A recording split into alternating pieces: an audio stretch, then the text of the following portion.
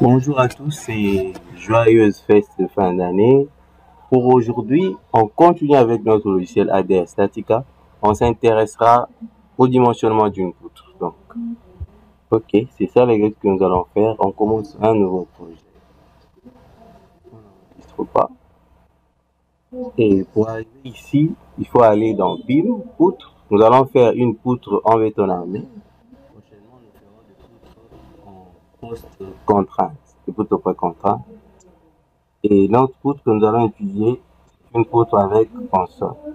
Suivant, là, nous voyons la forme de la console.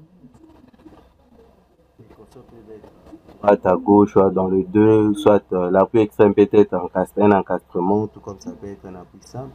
Nous prenons le premier. Ici, on peut choisir et changer même la forme. Peut-être on peut mettre 80, un suivant. Là, sont paramètres de, selon la norme européenne Eurocode, je vais diviser la conception, période de design 50. Là, c'est la section transversale, forme d'été renversée 600 x 400.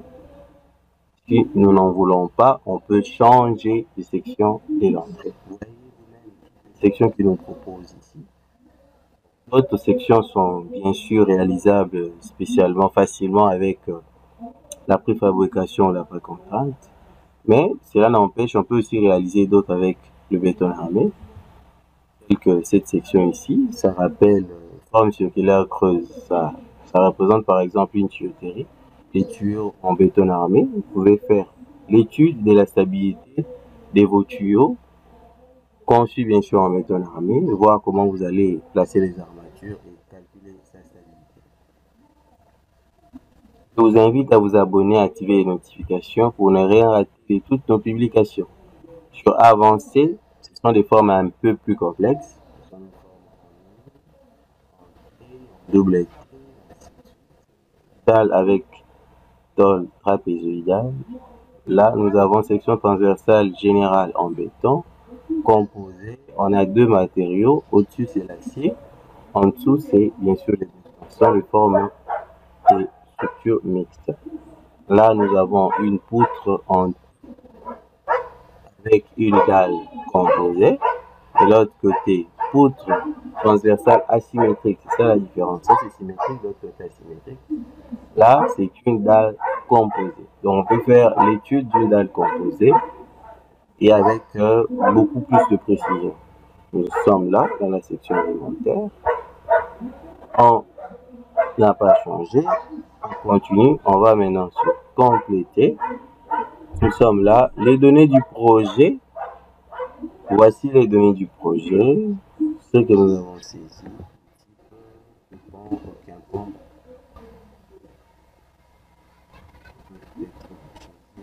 C'est un pont aussi. Tout le groupe de chats va enfin de changer le type de pont. Pas de problème.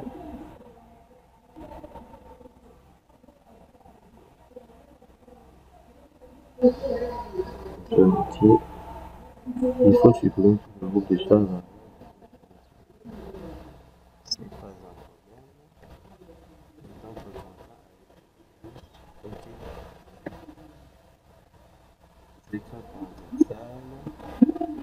Section transversale, section entière renversée. Bien sûr, ce type de poutre qui convient le mieux au pont.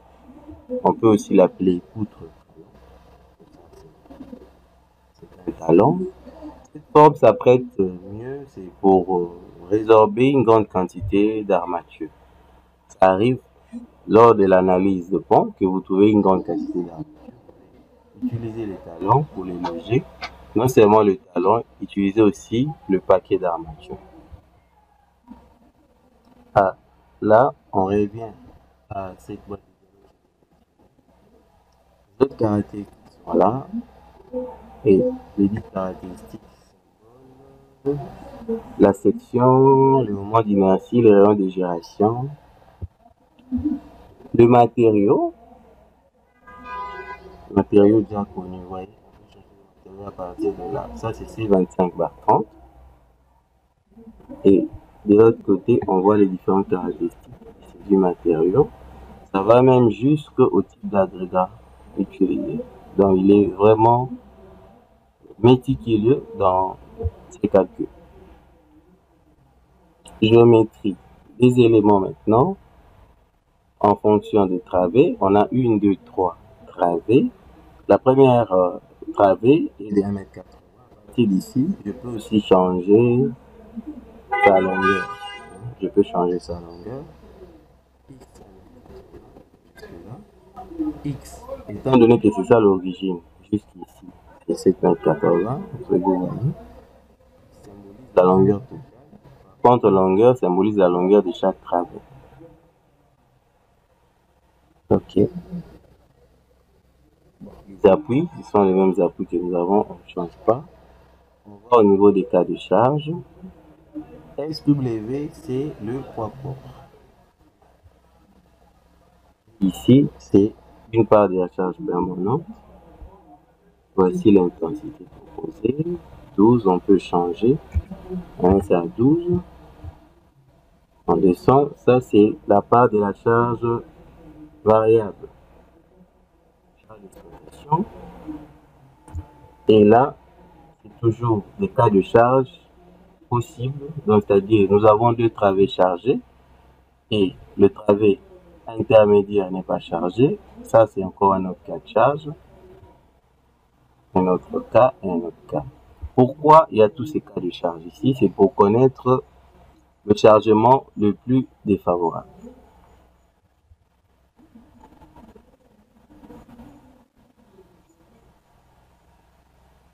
Groupe de charge, LG1.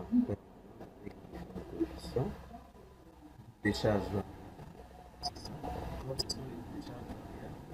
Si on a variable, vous voyez, on aura appliqué les coefficients de réduction.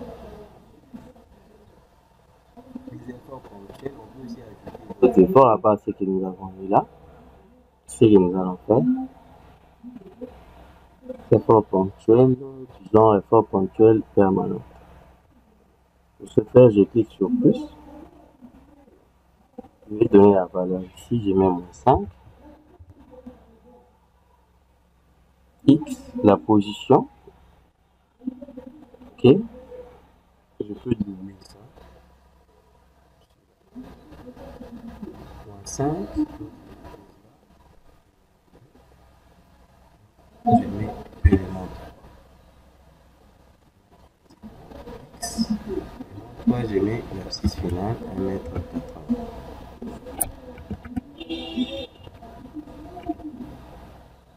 Virgule 1,80 m.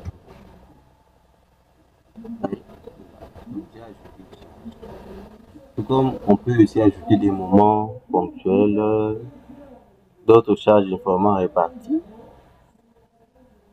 Charge de la ligne, donc ce sont les charges linéaires. Et il ne s'arrête pas là, il va même jusqu'aux valeurs de tassement. Donc si vous avez à définir valeurs de tassement, il cliquez sur plus, on ajoute les différentes valeurs de tassement. Les efforts définis par l'utilisateur. Et là, ce sont les différentes combinaisons possibles. On a toutes les combinaisons. Si des combinaisons, vous voulez supprimer une combinaison, il suffit de cliquer sur ça, il va le supprimer. Vous voyez les éléments qui sont ici, je ne peux pas y accéder. Avant d'accéder au résultat, je dois d'abord calculer ce que je fais. Les calculs étant faits, j'accède au résultat. Les réactions, mes réactions qui sont là, R, X, R, Y, il n'y a pas de moment. Suivant les cas de charge, 21.4 suivant élu fondamental, élu 2, j'ai 207, élu 3, 207. Dans les déformations, ici, suivant le cas de charge. Ici, là, il a pris deux cas de charge. Le cas de charge en question. Augmenter ça ici. Voici les cas de charge qu'il a considérés. c'est LU4, le second c'est LU5. LU4 a donné ça, et LU5 a donné l'autre. Nous avons LU4, j'ai les valeurs de LU4. LU5, ça m'a donné 2.5. 2.5 au niveau de mes consoles. 2.5 au niveau de mes consoles. Sur IZ, je continue à descendre. Ici. Là, tout ce qui est en noir, ce sont les max qui les pètent. 2.5 au niveau de mes consoles. Maintenant, on travaille sur mon 3.2.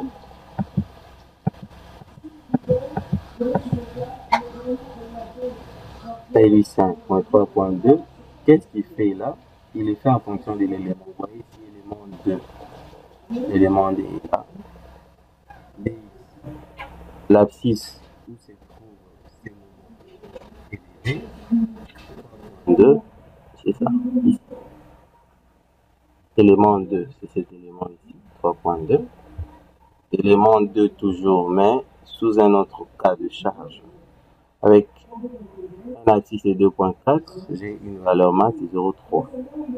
C'est comme ça qu'il faut interpréter. Dans les efforts intérieurs, les différents diagrammes, bien sûr, on a nos deux diagrammes. On voit que sous un cas, il y a presque pas de moment négatif. Il n'y en a pas. On va voir le premier cas, le deuxième, le troisième, tout nos cas. Et comme l'autre, on a les différentes valeurs. 143.5, c'est dans le deuxième élément. Il faut chercher le deuxième élément. 143.5. MY.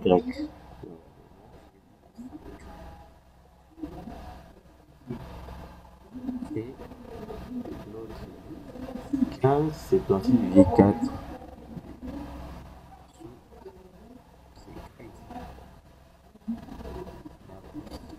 Deuxième élément. C'est comme ça. Ainsi, on part à la conception de l'élément. Ça aussi, c'est très intéressant. Les données, bon, la classe des corrosions, l'enrobage,